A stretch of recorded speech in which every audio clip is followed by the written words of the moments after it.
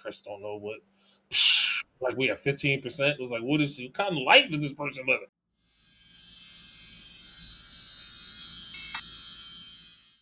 Oh wait, I'm not. Hey, everybody. Thank you for joining us once again here at Matinee Social, where you, our ticket holders, will join us as we discuss the series premiere of Lanterns on HBO. I'm your host, Chris, and this is my co host, Cass. Let's get it. All right.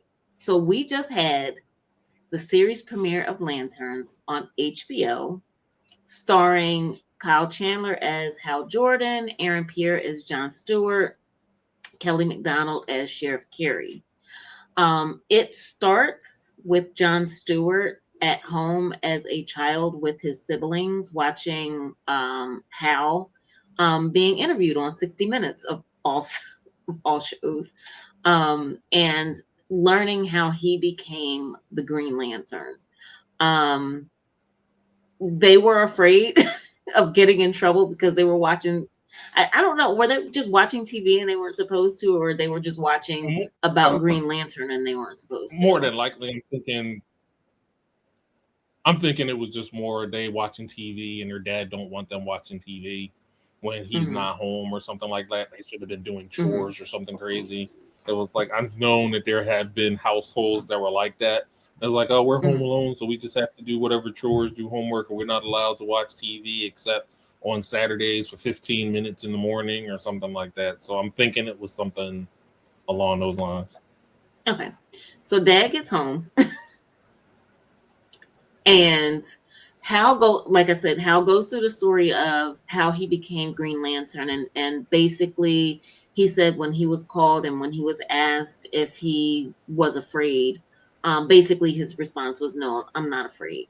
So dad gets home and pulls the craziest stunt with little Jonathan that I've ever seen in my life. Yep, it was William Tell time with dad. It was like, oh, came home. So do you tell you his name? How? Outside. I was like, you gonna beat this kid with a switch? It's like, and he grabbed the apple. I was like, you gonna huck apples at him? It was like, that's just mean. Nope. I'm gonna pull out the blick and we're gonna play William Tell. And John didn't flinch. All of the bullet holes in the back of the garage door means y'all been doing that as he has grown up. So it's like this is not a thing of we just going to test and see if you are afraid now. It was like, you've been doing this, and then let me clean that apple off your head, son. Let's go get some McDonald's. After it was over, and I'm like, that was definitely an introduction where I was like, the hell is this?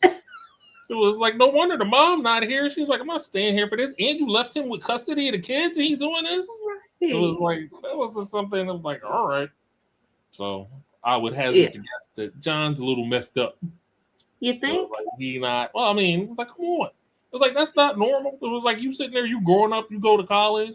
So what's going on? Hey, my dad is like he was super strict and used to shoot apples off the top of my head. Everybody else talking about like it was like I got a beating with a belt and it was like I was punished with timeout. Your dad's pulling a 45 on you and shooting apples off your head and like. That's not normal, son. Now, that is not normal. I didn't expect that he was even going to go through with it. I was just like, he'll just not do this. Yeah. That definitely is a question as the series goes on. It was like, was his dad, it's like, first of all, for the whole Green Lantern thing, this is just new for how they're going about trying to give John the ring.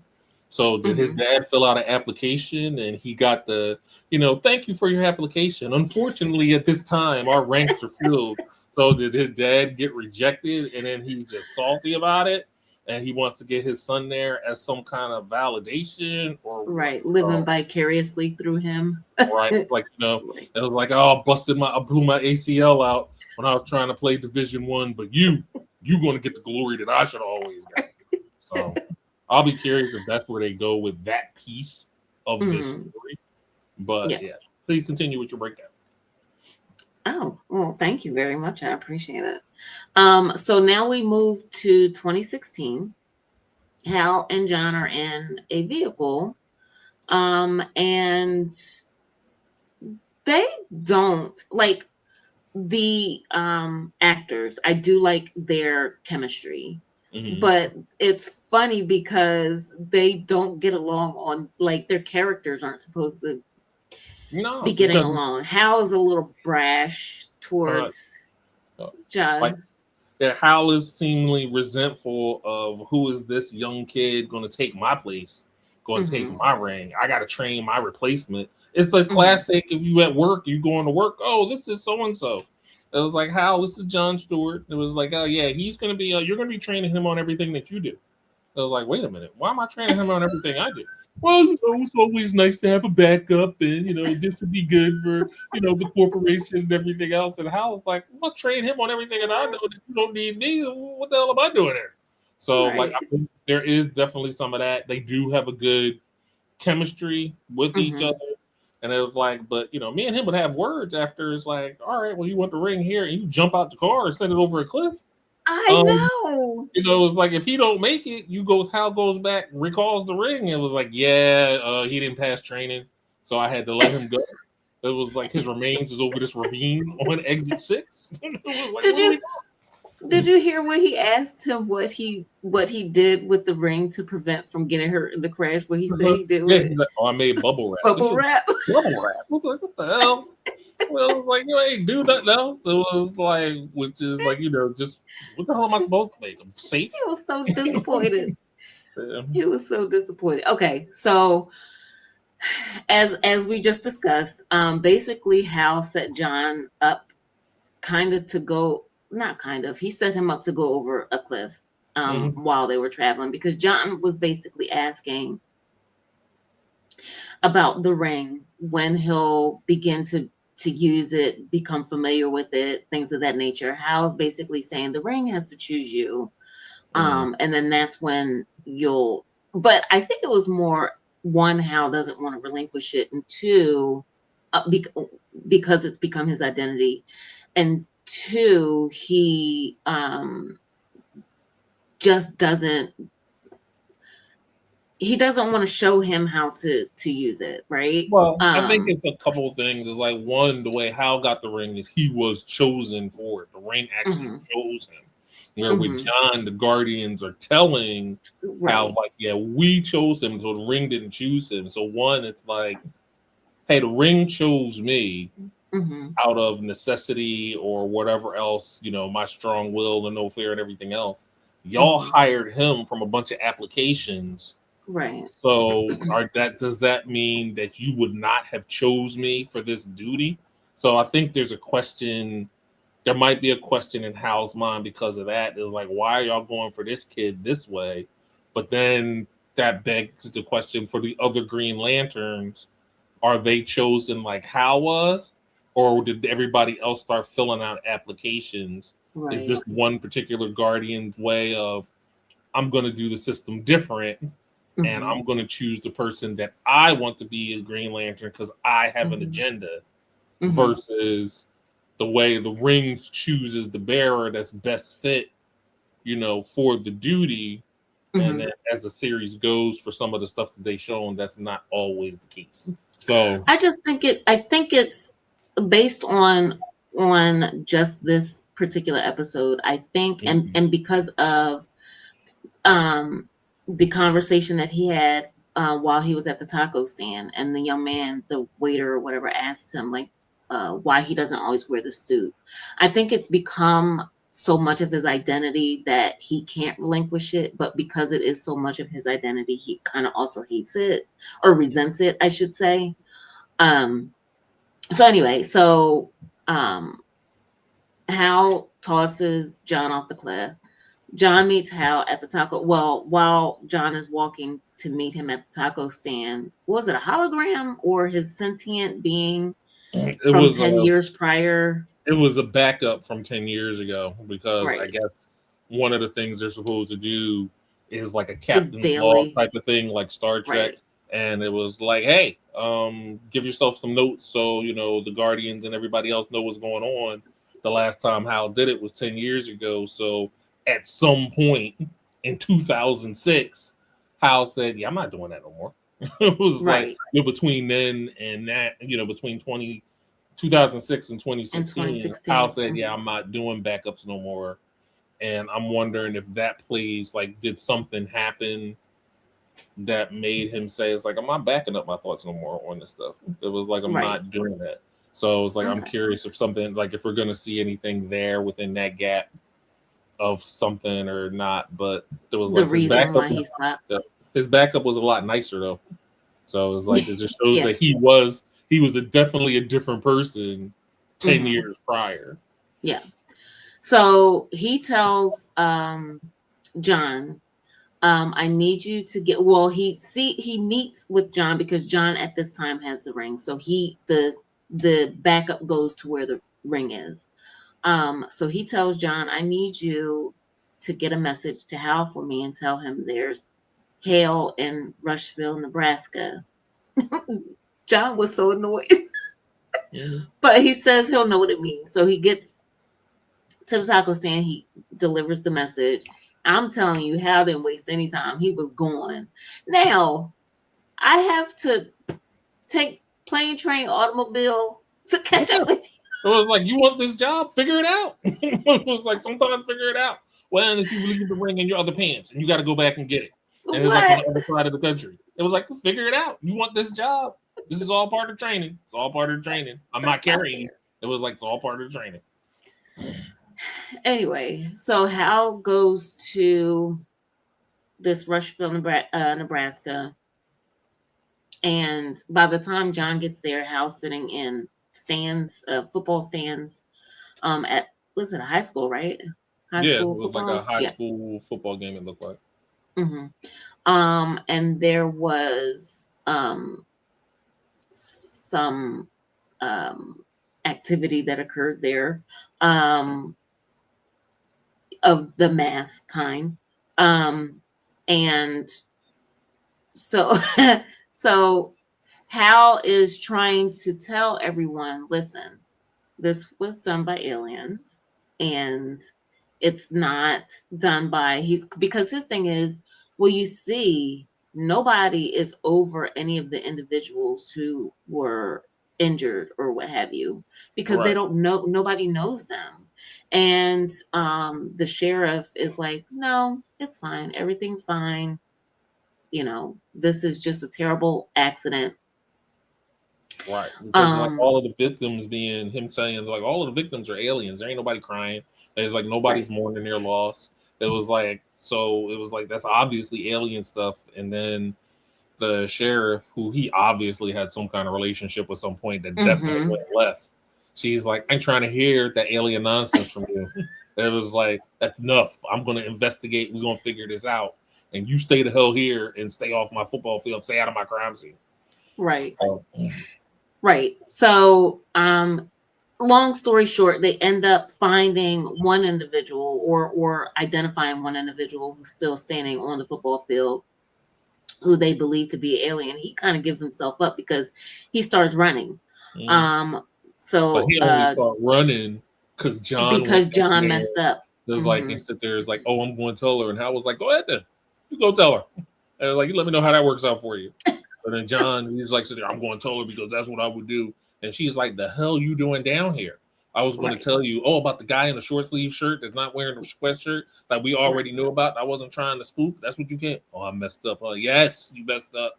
It was like, sometimes being is like, I'm going to show off because this is what I do. Sometimes you need to sit down. So it was like, I think that was a test that he failed, which is good because I think there's some stuff that he should definitely fail because it shows him you don't know everything. Right. And it was like, and there's definitely other stuff. There's other subtleties to the job and investigation that you need to learn or pick up on. So it's like, I thought that was good. Yeah. So from there, you have Hal that wants to question the guy. She says absolutely not. So then they turn around and go and to the bar. Okay, they go to the bar. Hal purposefully does his magic so that he can get arrested.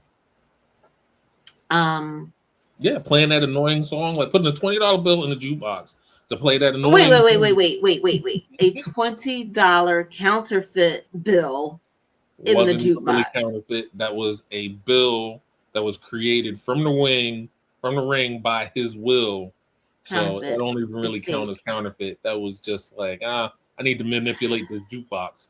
So let me go ahead.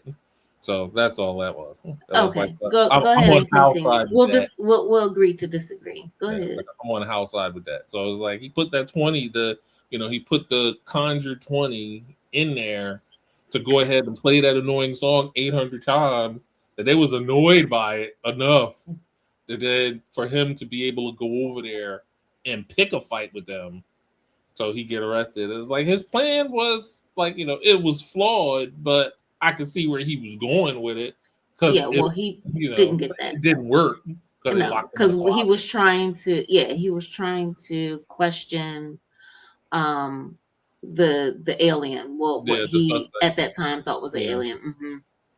So they do that, and John ends up having a one night stand in the parking Yeah. lot. It was like woman rolled up and said, "Oh, you just a substitute space cop, huh?" And he was like, "I ain't substitute nothing. That's gonna be my job because I'm gonna have this ring with Oh, Hal's on the way out."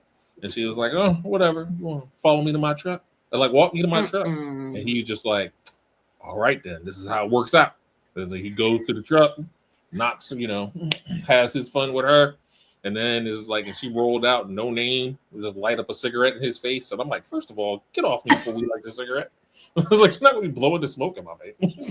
I feel like we could have done without that particular scene. It just It was fine because, like, I think that sets up.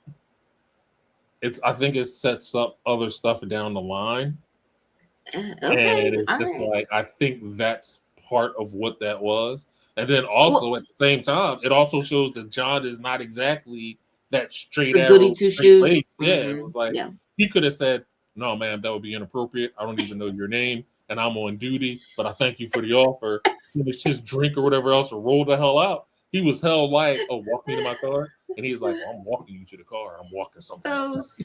stop it. Anyway.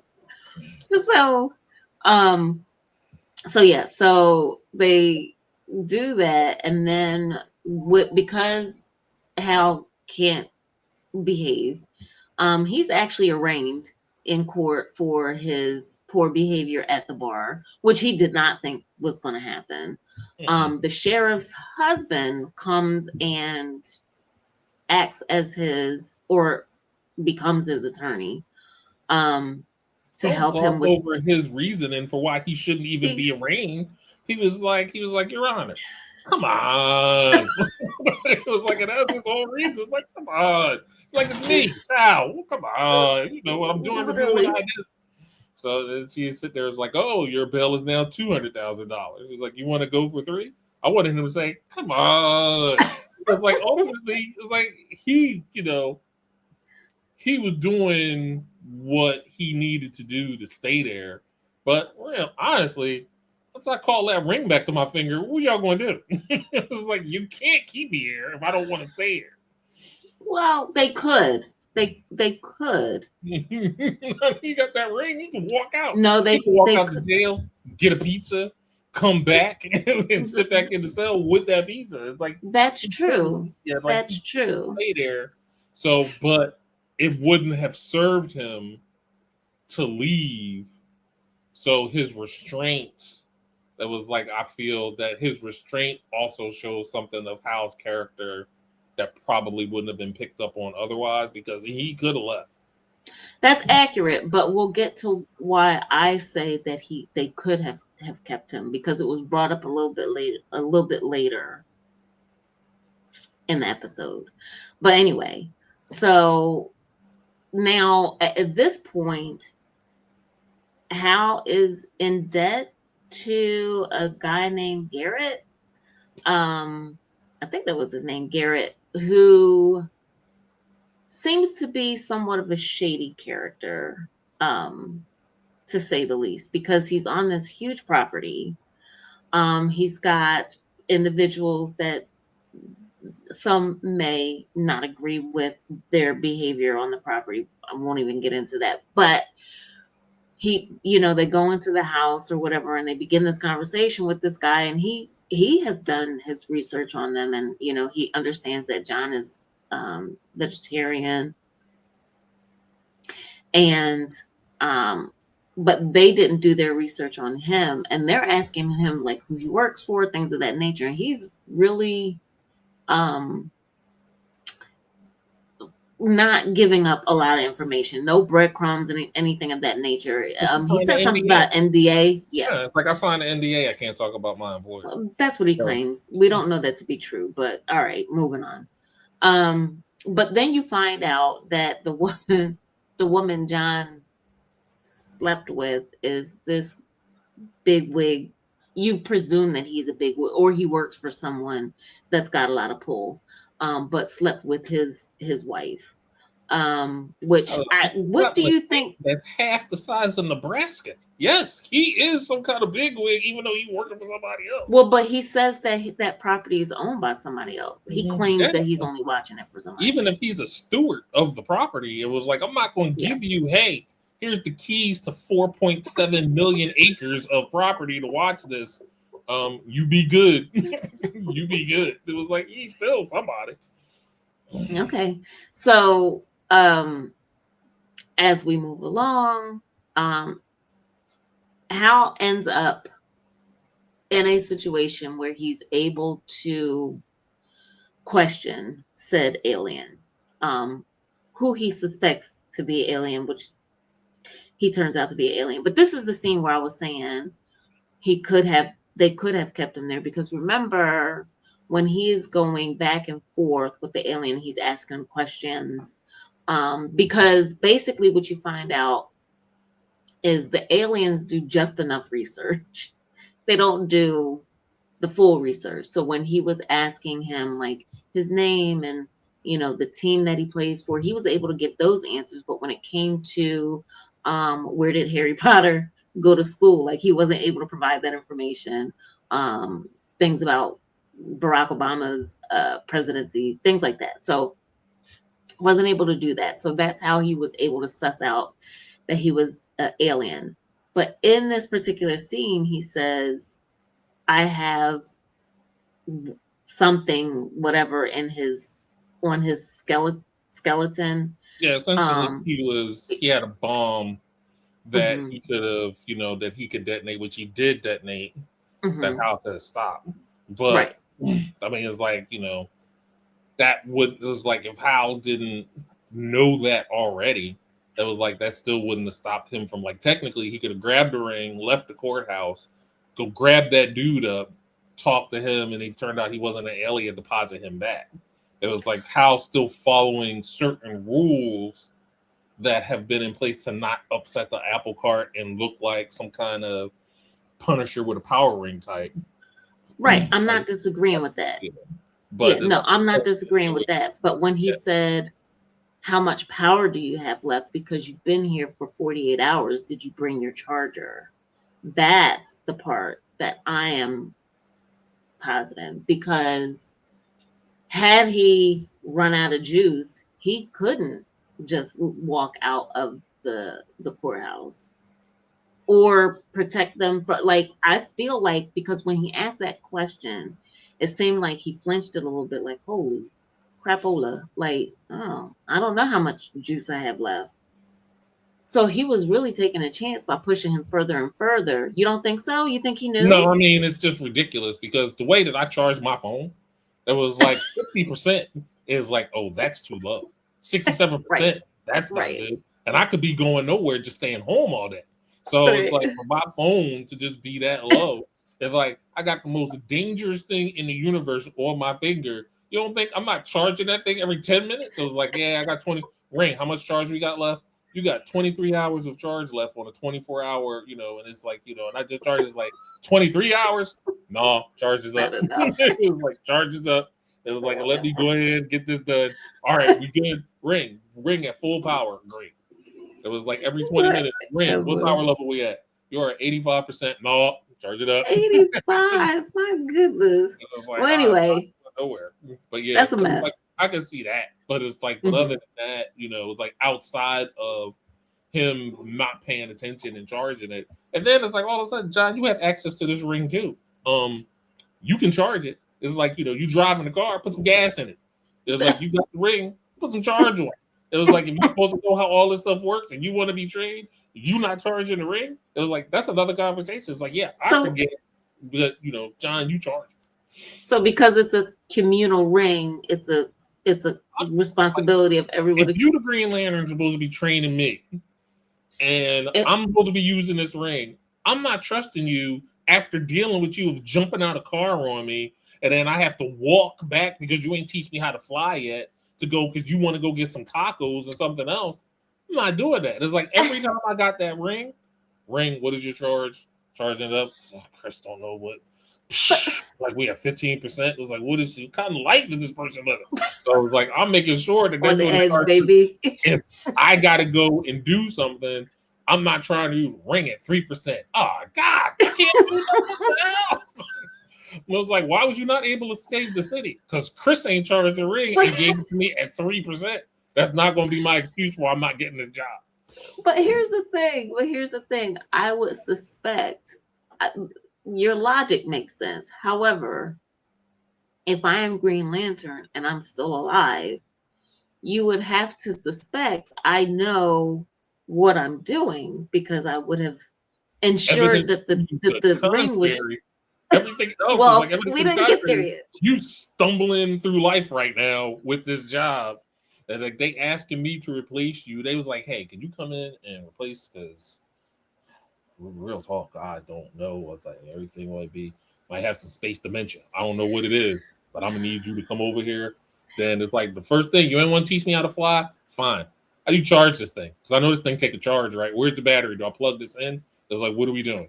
It was like, that's going to be one of the things that I'm asking is like, it needs to be charged. The power got to come from somewhere. Well, but why are you doing? Okay, you're right. I feel like I would be just as suspicious, curious, right? But if I'm not even being if I'm not even being considered enough to use the ring, except for when you want to throw me off of a cliff, then I don't have the opportunity even to charge it. Hello, Guardian HR that called me that, how do you charge this ring? How do I call the thing to charge this thing? It was like, what do I got? Do I need a USB-C cable? It was like, what is it? Oh, it's a lantern. I got to do something. It's like, oh, do I have access to this lantern or is it only Hal? Oh, he the only one to have access to it? All right, well, I'll talk to him. Thanks. It was like, that's it. It was like he calling his dad. Dad, he threw me off a cliff. I don't know what to do. His dad like, you want this? Yeah, I want this. I was like, then go get it. His dad hang up on him. I'm like, Jesus. I was like, what the hell is this? Well, did you think that he was going to be warm and fuzzy? I'm having a conversation with my dad when I get that ring. He was like, you the Green Lantern? Yeah. And I need you to go grab that apple and go outside. Like, I need you to grab that apple and go outside, Dad. Whatever. The conversation. Well, so while we're on the topic, let's talk about what Hal explained during the episode about how he became Green Lantern, which explained why we're here in Rushville, Nebraska. So he says that when he was in the Air Force, right, when he was still in uniform in the Air Force or going through boot camp, I have no idea. He was in his room and basically got pulled out of his room. Now he suspects that he went a few hundred miles, and he explained how he was able to calculate the distance. But he said that he landed in Rushville. So when he landed there and when he was able to understand this alien who tasked him with being a Green Lantern, he said he knew basically that there was going to be some union going down sometime later on with aliens. So he kept like a beacon or an eye on this area so that he can make sure when it happens, he would be informed and know what was happening. So that's how we end up here in Rushville dealing with this particular alien that has now put a hole in the side of the jail. So shouldn't have blew up. We're now in 2026. We jumped to 2026. And I don't know. I'm sad. Of course you are. Hal's dead, everybody. He's dead in 2026. It was like John is called, looks like by the sheriff, meets up with her back at the high school football field in the snow. He drives past what's left of the compound that he went and had his vegan steaks at, and ran into where the woman finally gave his name. That the little kid was like, "Grandma," and I was like, "That's a bad grandma right there."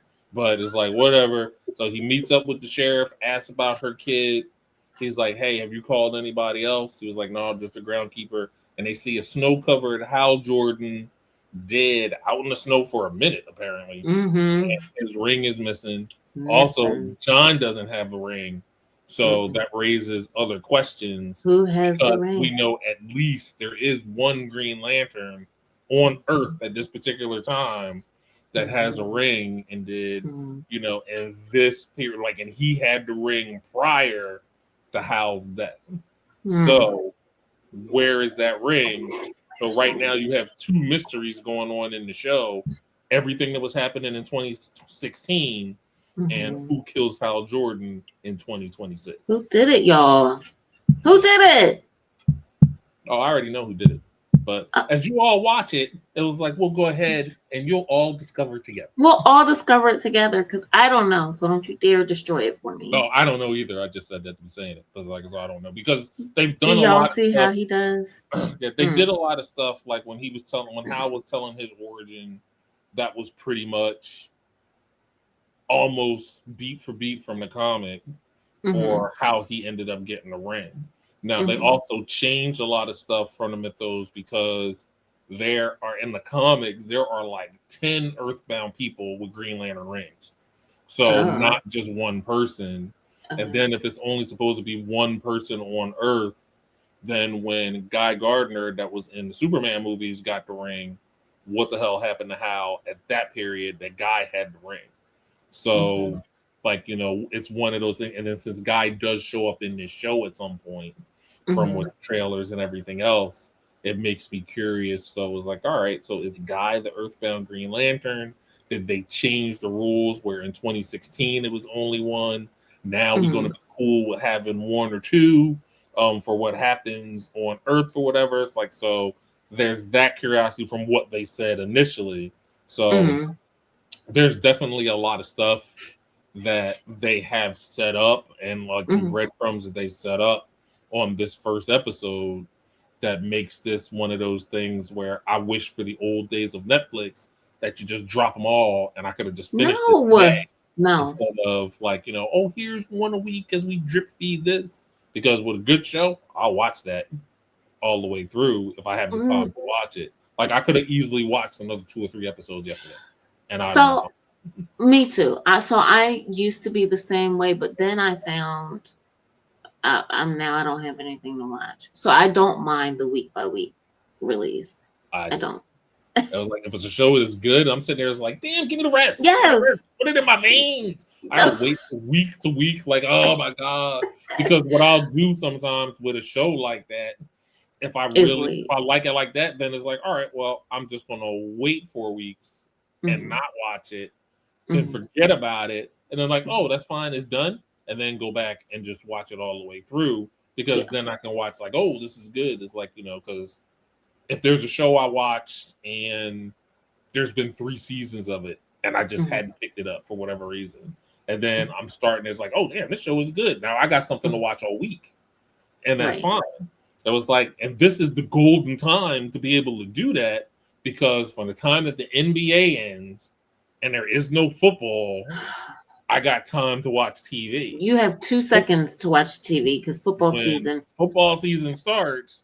Now I got to fit all Sunday. That's all day. It was like I'm watching football all day, and then depending on what the 8 o'clock game is, it was like, well, Lantern's on at 9 o'clock, so that goes on the TV, and now the football game is on my tablet or something, so I can at least keep up with the score or something like that. But it's just like, you know, my TV viewing time is shrank. The NBA season starts, it's shrank even more. And then it's like, all right, what day can I actually watch TV where there's nothing? And then sometimes that's like, you know, it's like, oh, you're not going out on Friday? No, I ain't doing nothing on Friday. Let's log off work, grab some snacks, and then try and catch up on some TV. So, yeah. Well, I am so sorry that you're having such a hardship It is. It's between. freaking difficult. Okay. It was like I don't think anybody thinks about the people like me. That's like I just want to watch. This show is good. Let's watch it. They're like, no, we want the conversation to drag out for weeks at a time, and it's just like, oh my god. Like no, Sometimes drop me you a need couple to episodes absorb and do it from there. what's happened. No, I no. It was like, it's like you lose. Anyway. Anyway, guys, I really hope you enjoyed this episode. If you did, please make sure you like, share, and subscribe, and let us know what you thought of our thoughts on the show in the comments. So we appreciate your time, and cheers. I got nothing.